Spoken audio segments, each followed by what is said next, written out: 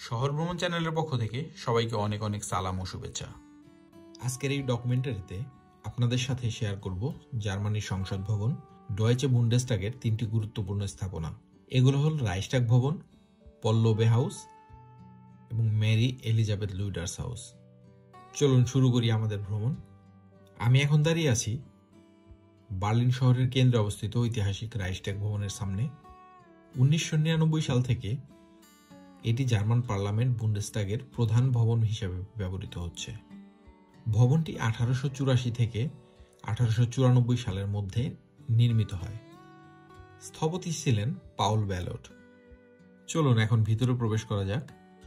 আমরা এখন ভবনের প্রবেশদ্বারে আছি, কিন্তু এখান থেকে চতুর্থ তলা পর্যন্ত ক্যামেরা ব্যবহার সম্পূর্ণ নিষিদ্ধ। এজন্য ইনশাল্লাহ চতুর্থ তলার উপরে গিয়ে দেখা হবে। জার্মান পার্লামেন্টের চতুর্থ তলায় সবাইকে শুভেচ্ছা। জার্মানির জাতীয় সংসদ বুন্ডেসটাগের প্রধান ভবন হল রাইসটাগ। এটি বার্লিনের অন্যতম ঐতিহাসিক এবং গুরুত্বপূর্ণ রাজনৈতিক স্থাপনা। এটি বর্তমানে জার্মানির ফেডারেল পার্লামেন্টের অফিসিয়াল আসন। 27 ফেব্রুয়ারি 1933 সালে একটি রহস্যজনক আগুনে ভবনটির ব্যাপক ক্ষতিগ্রস্ত হয়। তখনকার হিটলারের নাৎসি বাহিনী এই আগুনকে রাজনৈতিক উদ্দেশ্যে ব্যবহার করে এবং গণতন্ত্র নষ্ট করে। দ্বিতীয় বিশ্বযুদ্ধের সময় ভবনটি আবার ক্ষতিগ্রস্ত হয় এবং দীর্ঘ সময় পরিত্যক্ত অবস্থায় ছিল। 1995 থেকে 1999 সালে স্থপতি নরম্যান ফস্টার এর তত্ত্বাবধানে ভবনটি পুনর্নির্মাণ হয় এবং উপরে একটি আধুনিক গম্বুজ গ্লাস ডোম স্থাপন করা হয়। এই ভবনটি শুধুই রাজনৈতিক কেন্দ্রই নয়, জার্মান ইতিহাস, ঐক্য এবং গণতন্ত্রের একটি প্রতীক।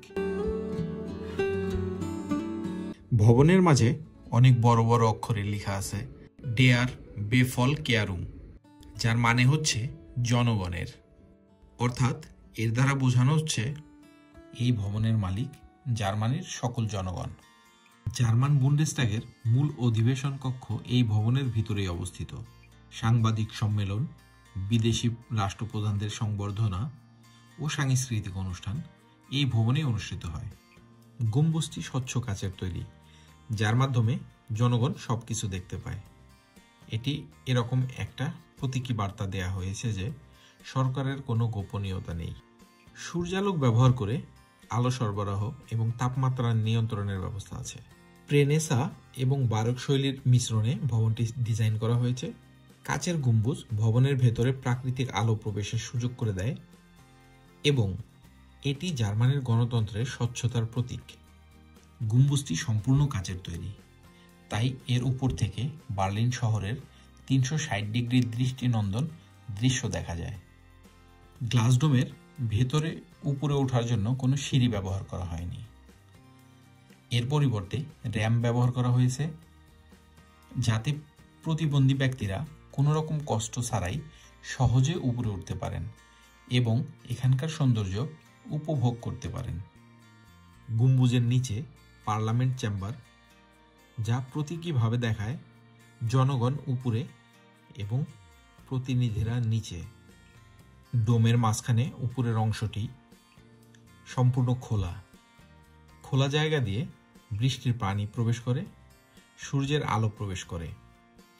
মাঝখানে এই উঁচু কোণ বা শামুক আকৃতির যে কাঠামোটি দেখা যাচ্ছে, সেটি সূর্যালোক ভিতরে আনে এবং ভবনের গরম বাতাস বের করে দেয়।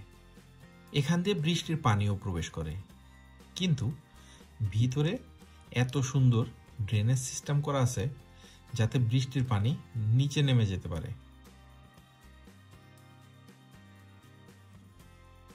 রিফ্লেকটিভ ও আইসোলেটেড গ্লাসগুলো এমনভাবে ডিজাইন করা হয়েছে যাতে ভেতরে তাপ নিয়ন্ত্রণ থাকে এবং পানি প্রবেশ না করে। এই গম্বুজে উঠে বার্লিন শহরের 360 ডিগ্রি দৃশ্য উপভোগ করা যায়।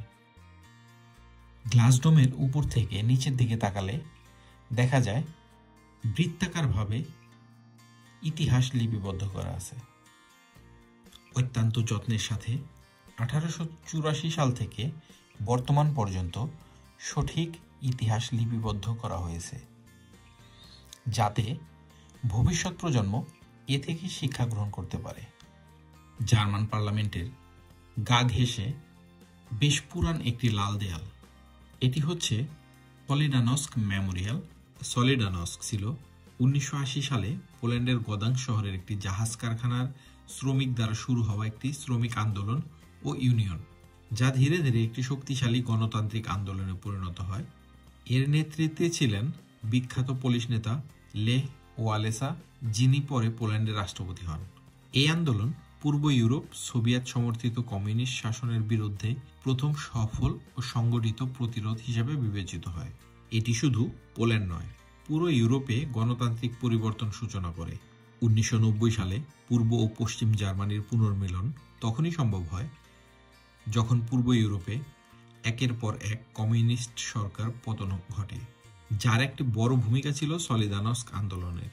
এই বার্তাটি জার্মান পার্লামেন্টের দেয়ালে খোদাই করে লেখা হয়েছে, যা ভবিষ্যৎ প্রজন্মের জন্য একটি গুরুত্বপূর্ণ স্মৃতিচিহ্ন। এই ভবনটি হচ্ছে পল লোবে হাউস।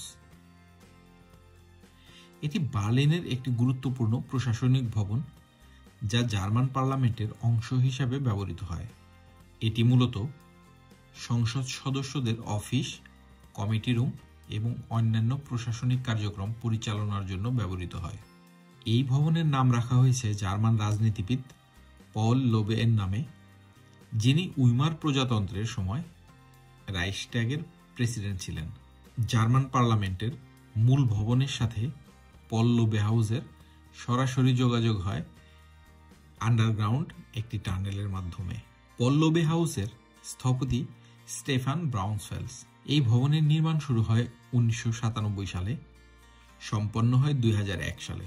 এতে রয়েছে বিশাল করিডোর, কাচের দেয়াল এবং স্প্রে নদীর তীরে খোলা ব্যালকনি। এই ভবনে প্রায় 900টি অফিস কক্ষ রয়েছে।